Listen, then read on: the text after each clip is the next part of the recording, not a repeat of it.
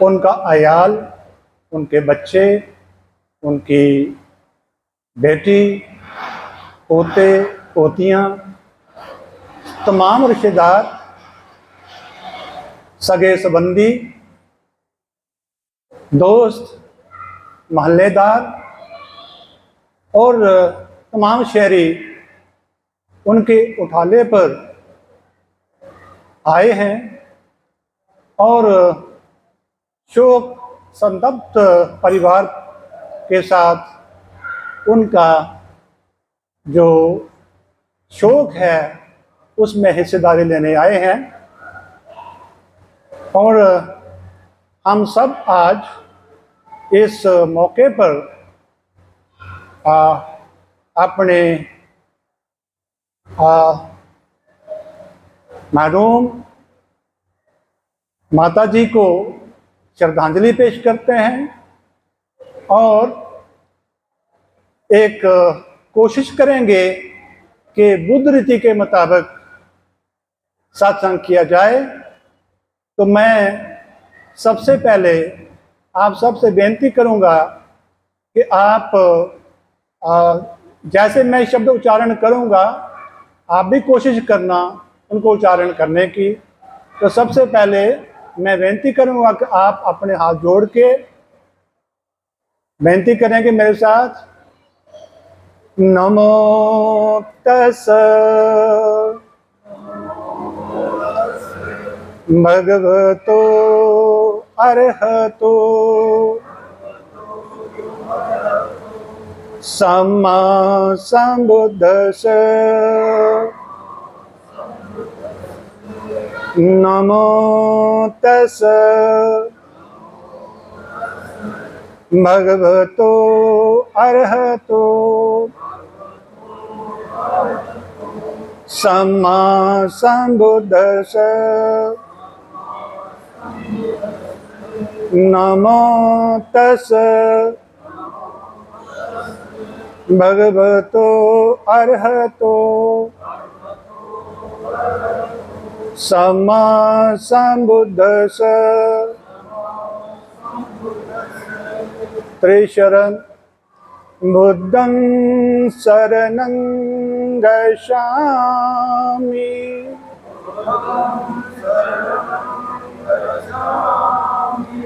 धम्मं शरणं गच्छामि।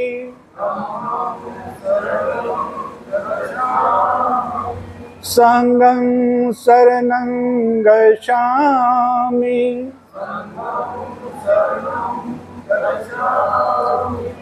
द्वितीयंपि बुद्धं शरणं गच्छामि।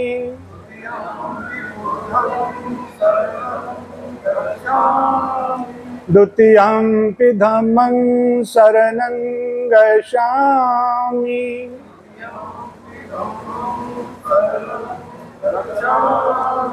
द्वितीयंपि संघं शरणं गच्छामि।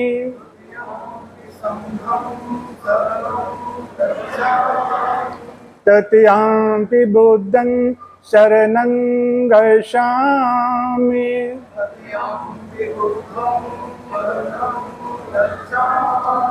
तृतीयंपि धम्मं शरणं गच्छामि।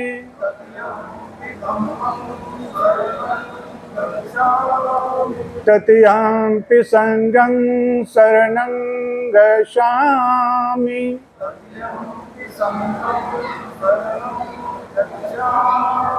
पंचशील पानातिपाता वेरमणि सिक्खापदं समादयामि।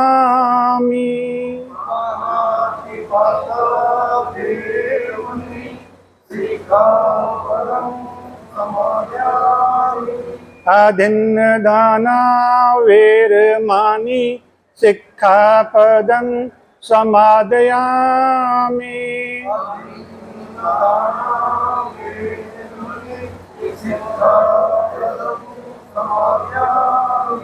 कामेषु मिच्छाचारा वेरमणि सिक्खापदं समादयामि।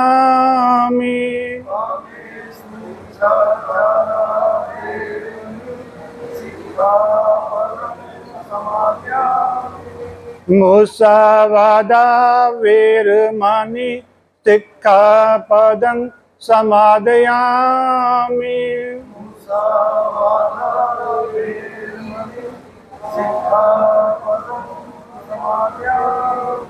सुरामेरय मज्जपमादठाना वेरमणि सिक्खापदं समादयामि।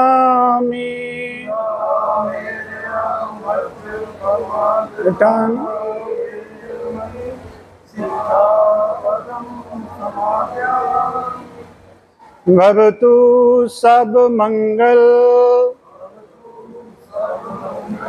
भवतु सब मंगल, भवतु सब मंगल। साधु साधु साधु। बहुत बहुत धन्यवाद। मैंने ये शब्द उच्चारण किए हैं, हो सकता है आपकी समझ में ना आए हों, तो मैं इनका मतलब आपको समझाता हूं। सबसे पहले हमने बुद्ध को वंदन किया, नमो तस्स भगवतो अरहतो सम्मा सम्बुद्ध। भगवान बुद्ध इस मुल्क में, भारत में पैदा हुए, यहां पर ज्ञान अर्जित किया और पूरे जगत को, पूरी दुनिया को अपना ज्ञान बांटा और दुनिया का कल्याण किया, भला किया, दुनिया को नेक रास्ते पर चलाया। तो उनकी वंदना हम हर एक कार्य में करते हैं। तो उनका जो भाव अर्थ है नमो तस्, तस्मिन उनको मैं वंदन करता हूं, नमन करता हूं। नमो तस् भगवतो, जो भगवान हैं। कैसे भगवान हैं? जिन्होंने अपने तमाम जो क्लेश हैं मन के, विकार हैं मन के, उनका वगन कर दिया है, उनको जीत लिया है और मन को पवित्र कर लिया है, वो भगवान हैं। इसलिए हम उनका वंदन करते हैं। भगवतो अरहतो, अरहत एक पदवी है रूहानियत की। निर्वाण की प्राप्ति के रास्ते में अरहत एक पदवी आती है। अब ये निर्वाण क्या है? इस दुनिया में कष्ट है, दुख है, तकलीफ है, बीमारी है, लाचारी है, उसको मुक्ति पाने का एकमात्र रास्ता जो भगवान बुद्ध ने दिया है वो अष्टांगिक मार्ग है। और अष्टांगिक मार्ग, अष्टांगिक का मतलब 8 अंगों वाला रास्ता, और उसकी मंजिल है निर्वाण की प्राप्ति। और उस रास्ते पे चलते हुए ये जो अरहत है, एक ऐसी पदवी है जो व्यक्ति या जो भिक्षु या जो साधु संत उस पदवी को हासिल कर लेते हैं, वो जीवन से मुक्त हो जाते हैं, वो इस दुनिया के काया क्लेश से दूर हो जाते हैं। इसलिए भगवान बुद्ध के पास ये सारी विद्याएं थी, ये सारी पदवियां थी, इसलिए हम उनको वंदन करते हैं। अरहतो सम्मा सम्बुद्ध। बुद्ध कौन होते हैं? भगवान बुद्ध एक दफा जा रहे थे तो रास्ते में उनका चेहरा देख के, उनके चेहरे पे लालिमा देख के एक व्यक्ति ने उनको कहा कि हे भगवान, क्या आप किसी दूसरे मुल्क के जीव हो? क्या आप भगवान हो? तो तथागत भगवान बुद्ध ने कहा मैं भगवान नहीं हूं। तो फिर उनको पूछा कि आप क्या इस दुनिया के इंसान हो? भगवान बुद्ध का जवाब था कर नहीं, मैं इस दुनिया का जवाब हूं। तो फिर उन्होंने पूछा क्या आप कोई अदृश्य चीज हो? उन्होंने कहा नहीं। तो फिर चौथे सवाल के जवाब में उन्होंने कहा कि मैं तथागत हूं, मैं सम्यक संबुद्ध हूं। सम्यक का मतलब होता है बिल्कुल सही, बिल्कुल मुकम्मल, बिल्कुल पूरा। मैं पूरा बुद्ध हूं। और बुद्ध वो व्यक्ति होता है, वो पदवी है जिस व्यक्ति को पूरी कायनात का ज्ञान होता है। अच्छा क्या है, बुरा क्या है, मानवता के कल्याण के लिए अच्छी चीजें कौन सी हैं, वो सारा ज्ञान उनको होता है। इसलिए हम बुद्ध को वंदन करना जरूरी समझते हैं। और कोई भी जो कार्यक्रम होता है हमारा बुद्ध की वंदना से होता है। फिर मैंने उच्चारण किया था त्रिशरण। त्रिशरण को 3 रत्न भी बोला गया है। त्रिरत्न क्या होते हैं? रत्न एक अमूल्य पदार्थ होता है, अमूल्य चीज होती है जिसकी वो कीमत न डाली जाए। तो भगवान बुद्ध पहले रत्न हैं। 3 रत्नों में से भगवान बुद्ध पहले रत्न हैं। वो शास्ता हैं, वो टीचर हैं, पढ़ाने वाले हैं, उस्ताद हैं। और जो कुछ उन्होंने पढ़ाया उसको धम्म कहते हैं, वो दूसरा रत्न है। भगवान बुद्ध पहले रत्न, और उनका जो विचार है, उनकी जो शिक्षा है, उसको धम्म कहते हैं, उसको वो दूसरा रत्न है। और उस धम्म को आगे फैलाने वाले जो लोग हैं उनको संघ कहते हैं। भिक्षु संघ भी होता है और पासक संघ भी होता है, उनको तीसरा रत्न कहते हैं। इसलिए हम बुद्ध की वंदना बुद्ध की त्रिशरण से करते हैं। अब त्रिशरण क्यों लेते हैं? हर एक व्यक्ति, चाहे जो जो जो भी उसकी मान्यता हो, वो अपने आप को असहाय महसूस करता है, कमजोर महसूस करता है, और उसको इस जीवन में जीने के लिए कोई ना कोई सहारा चाहिए। किसी को सहारा मिलता है अपने देवी देवताओं में, अपने भगवानों में। लेकिन जो बुद्ध को मानने वाले हमारे साथी हैं, वो सहारा लेते हैं बुद्ध का, उनके ज्ञान का और उनके संग का। तो इसलिए हम बुद्ध की शरण में, धम्म की शरण में और संघ की शरण में जाते हैं। फिर किसी भी रास्ते को तय करने के लिए पहले तैयारी चाहिए, सामान चाहिए, टिकट चाहिए, चलने के लिए सामान बांधना पड़ता है।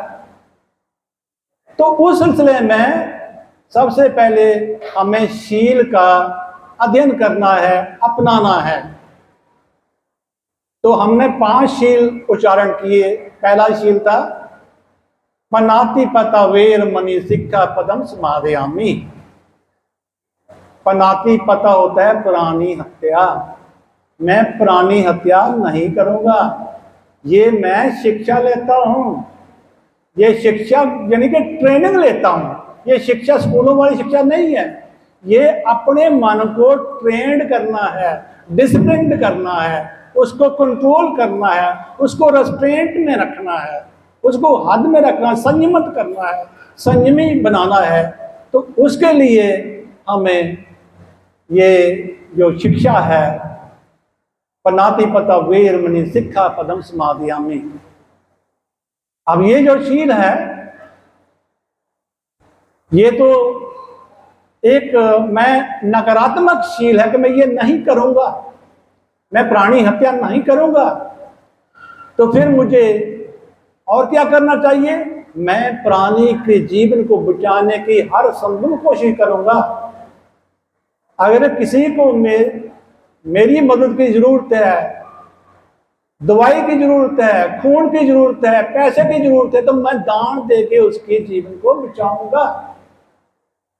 ये भगवान बुद्ध का ज्ञान है, ये पूरी मानवता के लिए है, ये बुद्धों का ज्ञान नहीं है, ये हर एक इंसान के लिए है। बुद्ध की बात सच की बात है, ज्ञान की बात है और अमल की बात है, बोलने की बात नहीं है, ये अमल की बात है। तो अमल अगर करेंगे तो इसका असर दिखेगा। तभी भगवान बुद्ध जो है ना, इसीलिए वो कहते हैं अहि पासिको, पासिको, मेरे साथियों भिक्षुओं, और देखो, इसको आजमाओ।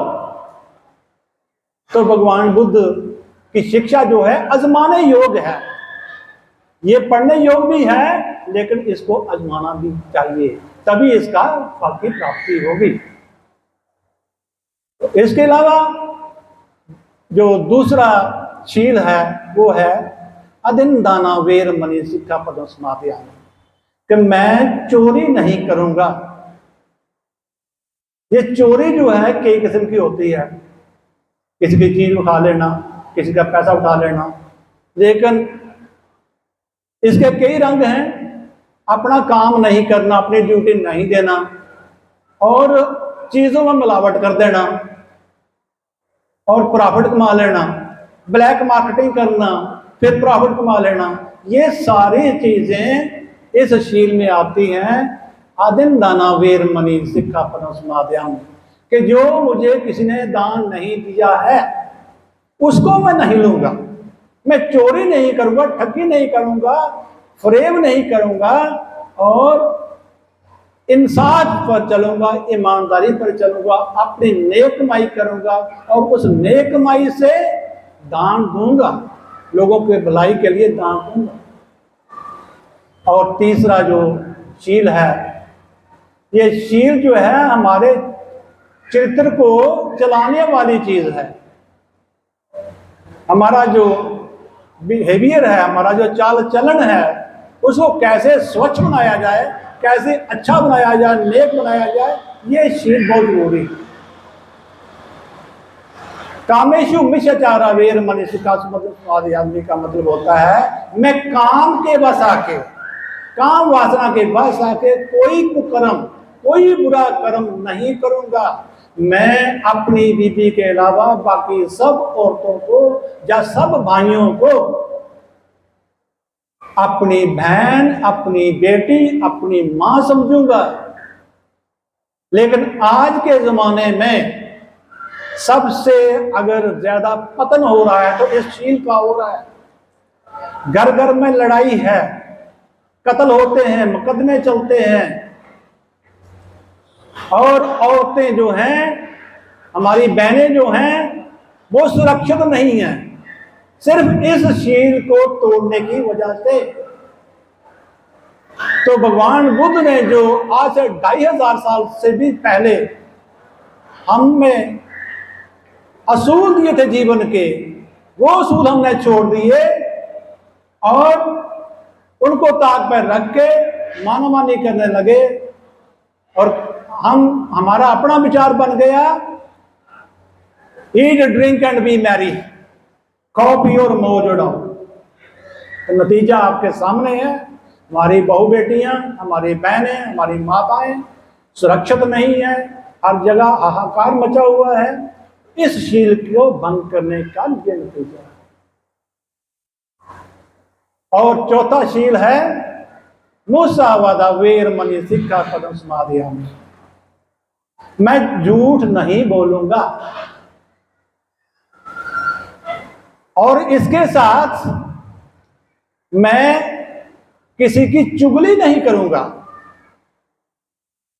मैं किसी की बात उसके पीठ के पीछे नहीं करूंगा, किसी की नुक्ताचीनी, किसी की बदखोई, बुराई नहीं करूंगा।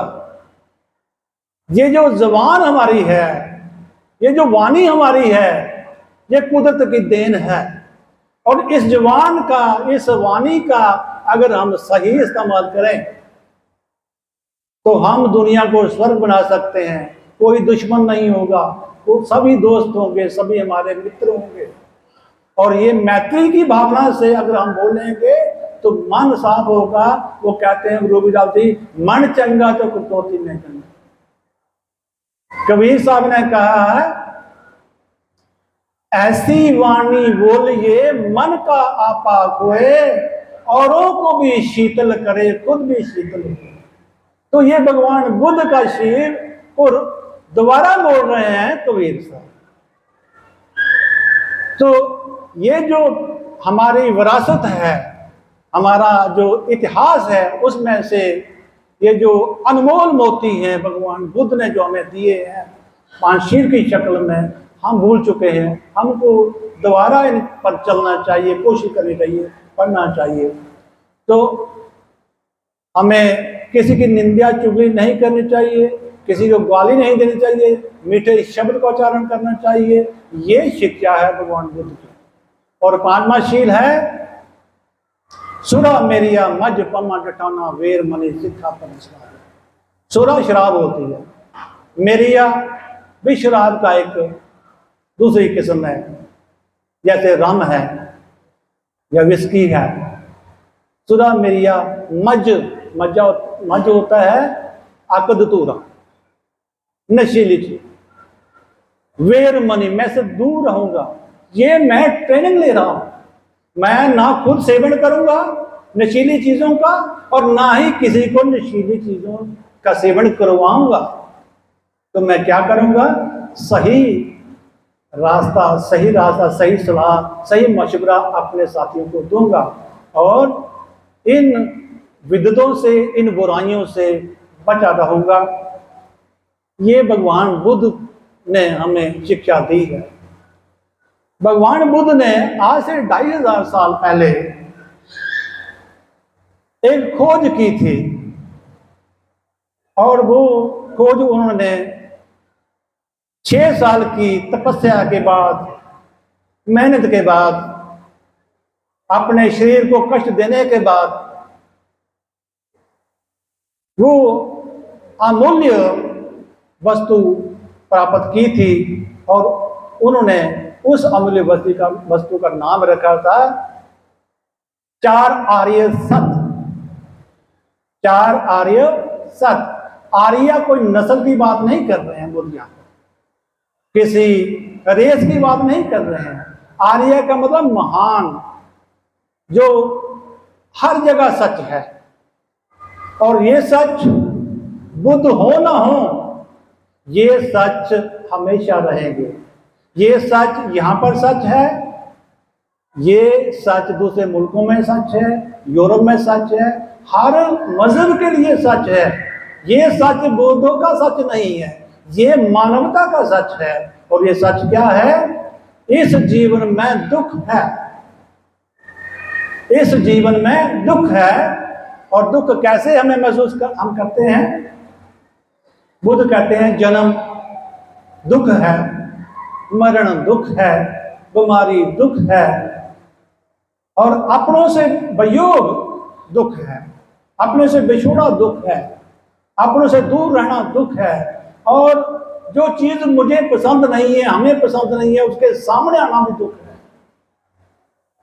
और हमारा जो जीवन जो है ये कोई एक चीज का बना नहीं है, ये मरकब है, ये कम्प्लेक्स है बहुत सी चीजों का। तो जो कम्प्लेक्स है, जो जुड़ाव से बना हुई चीज है, उसको बिखरना है। जैसे हमारी बहन आज हमारे साथ नहीं है, उनका शरीर काया रूप का था। काया 4 पदार्थों से बनती है, आग, पानी, मिट्टी और वायु। और उसके साथ नाम रूप भी था, उनका मन जो था। मन और काया ये इकट्ठे ही जी सकते हैं, इनकी अलग अलग एग्जिस्टेंस नहीं है। ये भगवान बुद्ध की शिक्षा है। अब मुझे एक बात याद आ रही है भगवान बुद्ध की। भगवान बुद्ध के समय में उनके गोत्र की एक लड़की थी, जिसका नाम था किस्सा गौतमी। किस्सा गौतमी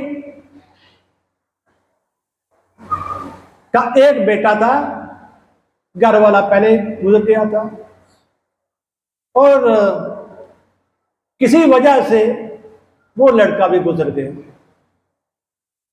किस्सा अकेली है, वो उस चीज को मानने के लिए तैयार ही नहीं है कि उसका बेटा उसको छोड़ के चला गया। तो वो अपने बेटे को अपने गले से लगा के पागल सी हो गई है, बाल बिखरे हैं, आंखें बाहर आ गई हैं और इधर से उधर भागती है। कभी एक डॉक्टर के पास, कभी दूसरे डॉक्टर के पास, कभी हकीम के पास, कभी वैद्य के पास, कहीं सियाणा जो होते हैं उनके पास, लेकिन कहीं भी उसके मृत बच्चे का इलाज नहीं हुआ। तो फिर एक सियाने बंदे ने, एक समझदार बंदे ने किस्सा गौतमी को कहा कि आप के बेटे का मृत शरीर जो है कि जिंदा हो सकता है अगर आप बुद्ध के पास जाएं तो। भगवान बुद्ध का तरीकाकार समझाने का अलग था। वो बातों से भी समझाते थे, जो बातों से समझ आता था, लेकिन जो बातों से नहीं समझता था उनको समझाने के लिए वो अनुभव करवाते थे। तो जब किस्सा गौतमी भगवान बुद्ध के पास गई अपने बच्चे की लाश को उठा के, तो भगवान बुद्ध ने उनको सांत्वना दी।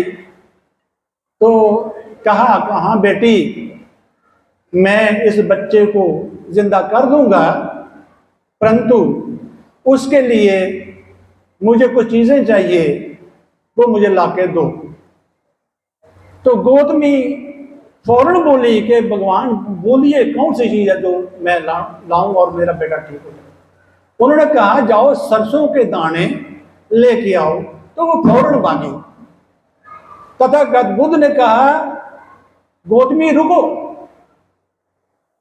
उन्होंने कहा महाराज क्या बात है? कहता ये दाने उस घर से लाना यहां कभी कोई किसी की मृत्यु ना हुई हो। तो वो भागी, चली गई। उसने कहा मुझे तो मिल जाएगा, सरसों के दाने कहीं ना कहीं मिल जाएंगे। एक घर में जाती है, दूसरे घर में जाती है, तीसरे घर में जाती है, हर घर में जाती है, लेकिन किस्सा गौतमी को जब दाने तो लोग दे देते हैं, पर जब उसको बताते हैं कि यहाँ जो जीवित है वो कम है, जो मृत है वो बहुत ज्यादा। तो जो मृत्यु का की जो घटना है ये सर्वव्यापी है, हर जगह है, हर इंसान को उसको फेस करना है।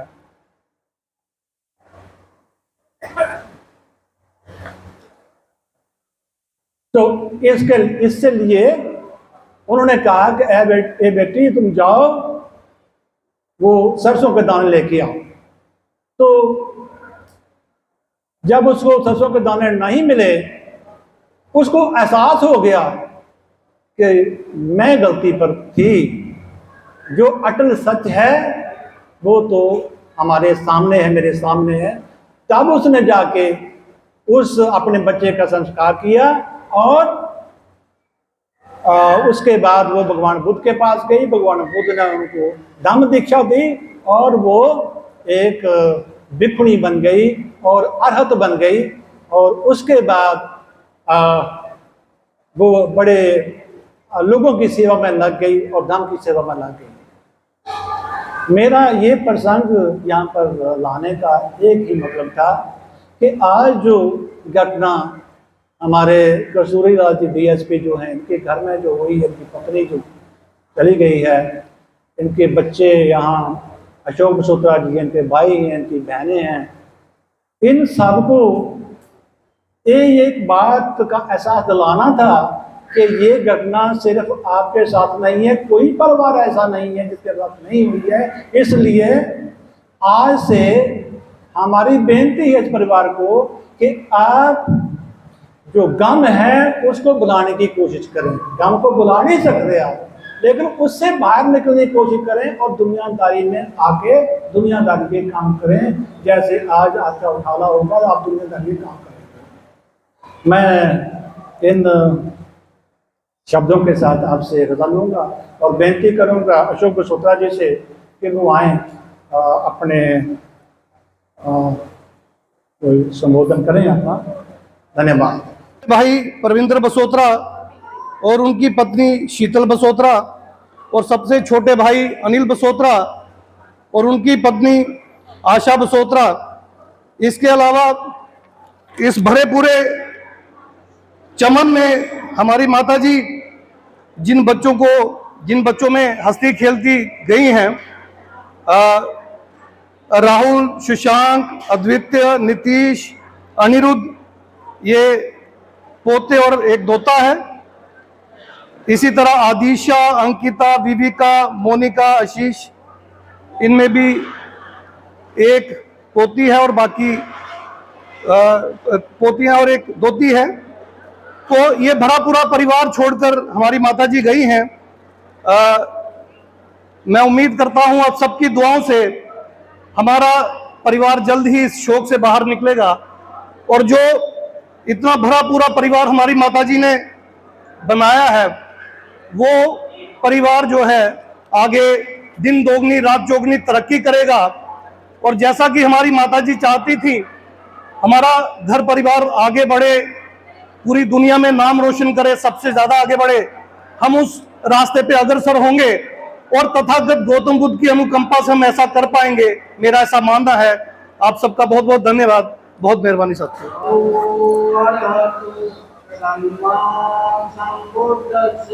नमो तस् भगवतो अरहतो सम्मा संबुद्दस्स। तस् भगवतो अरहतो सम्मा संबुद्दस्स।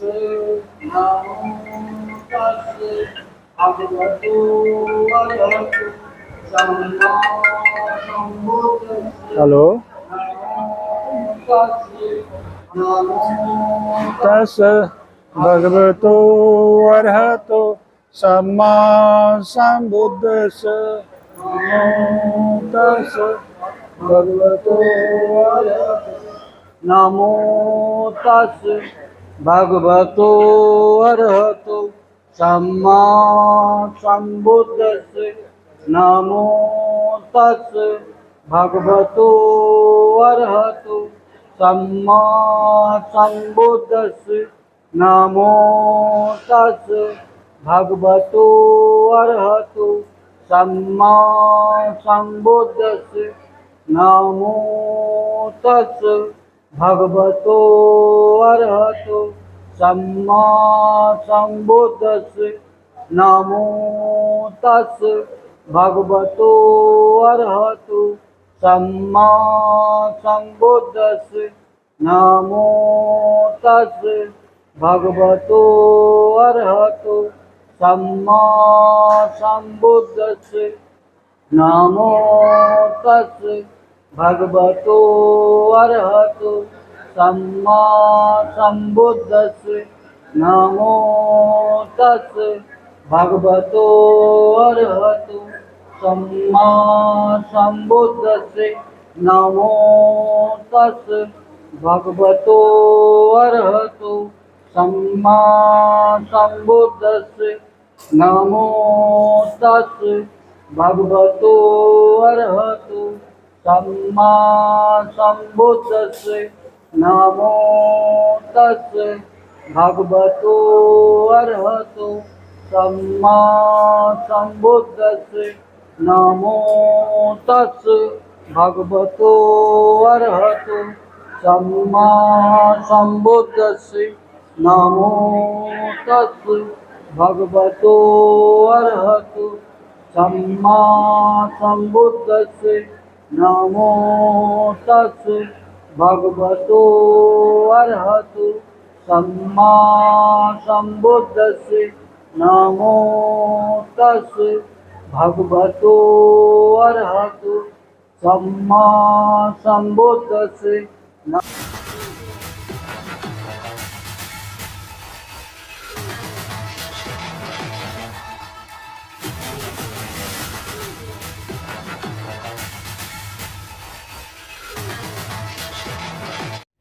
अगर आप भी चाहते हैं कि RTI इंडिया न्यूज़ आप सबकी आवाज़ इसी प्रकार उठाता रहे तो RTI इंडिया न्यूज़ की आर्थिक सहायता करें। हर माह 99 रुपये दे करके RTI इंडिया न्यूज़ की सपोर्ट करें ताकि RTI इंडिया न्यूज़ इसी प्रकार आपके मुद्दों को उठा सके और सरकार के कानों तक पहुंचा सके।